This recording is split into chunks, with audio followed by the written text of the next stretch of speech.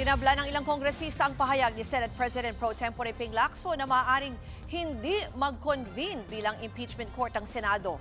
Oras na ma-impeach muli ng Kamara si Vice President Sara Duterte. Para sa detalye, nasa linya ng telepono si Marian Enriquez. Marian, ano ba ang reaksyon dyan ng mga miyembro ng House Committee on Justice? Ruth, pumalag nga yung ilang mga kongresista sa pahayag ni Senator Ping Lacson na posibleng hindi mag-convene ang Senado bilang impeachment court na kung may tumutol o matalo nga raw sa botohan, paano raw magko-convene? Nanindigan yung mga House Justice members na walang choice ang Senado kundi ituloy ang paglilitis oras na maipadala sa kanila ang articles of impeachment laban kay Vice President Sara Duterte. Ni hindi nga raw ito dapat pagbotohan.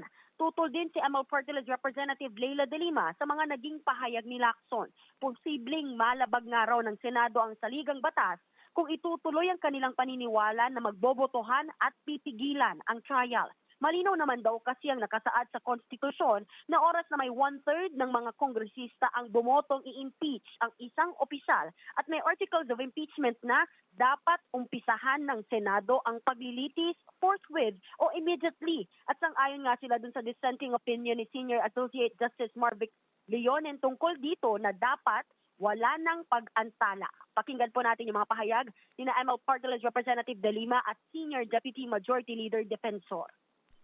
Constitutional duty nila yon. Walang nakalagay na kahit anong kondisyon sa ating konstitusyon.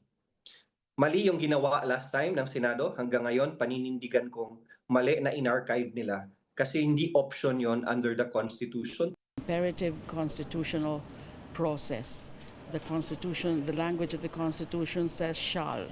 Hindi ito may, hindi sinabi ng Senate. The Senate may convene as an impeachment court once the articles of impeachment is transmitted. They have no choice but to convene once the process is set in motion. And the very process that sets it in motion. Ruth, samantala, nagpulong na rin ngayong araw yung ilang miyembro ng House Justice Committee para nga doon sa sponsorship ng committee report, resolution at articles of impeachment laban sa bise.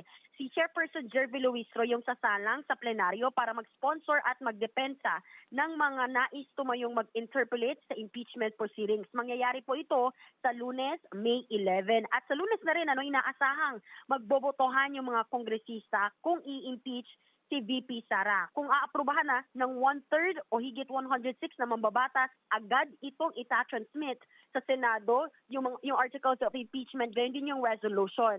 Yung Senado nga yung tatayong impeachment court at doon na rin nga i-anunsyo sa plenaryo sa Kamara kung sino yung mga piniling miyembro ng House Prosecution Panel. Ruth? Marian, ano ba ang latest na nila dyan, na tally o yung bilang nila dun sa posibleng pipirma pabor sa impeachment? Ruth, ayun nga, kaya Bicol Toro Party List Representative Terry Ridon, base dun sa kanilang mga konsultasyon, umabot na raw sa 215 na mga kongresista yung bobotong i-impeach si VP Sara. Matatandaan mo, Ruth, 215 din yung opisyal na numero na pumirma doon sa articles of impeachment. Noong nakaraang taon po yan, noong February 2025, 19th Congress nang i-impeach si VP Sara dito sa Kamara. At yan nga yung inaasahan din na numero.